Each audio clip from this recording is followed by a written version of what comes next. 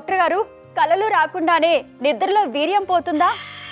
సాధారణంగా మనం స్వప్న స్ఖలనాలు అంటాం. కళలు వచ్చి ఆ కళల్లో ఒక రకమైన స్టిమ్యులేషన్ రావడం వల్ల మగవాళ్ళకి దాంతో శుక్రకోశాలు స్టిమ్యులేట్ అయ్యి వీర్యం పోతూ ఉంటాం.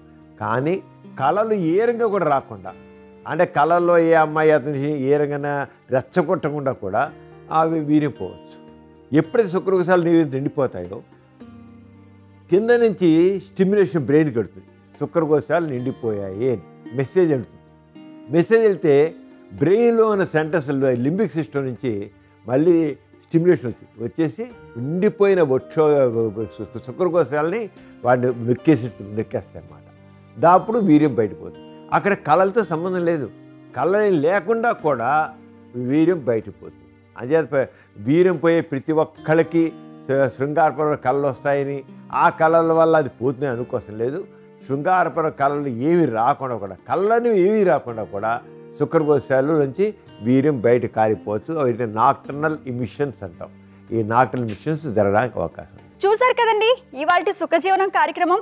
మీకు కూడా లైంగిక సమస్యలు కానీ సంతానలేమి సమస్యలు ఏమైనా ఉంటే మీ సమస్యలను వాట్సాప్ ద్వారా పంపొచ్చు. 8008532087 అనే నెంబర్కి వాట్సాప్ చేయండి.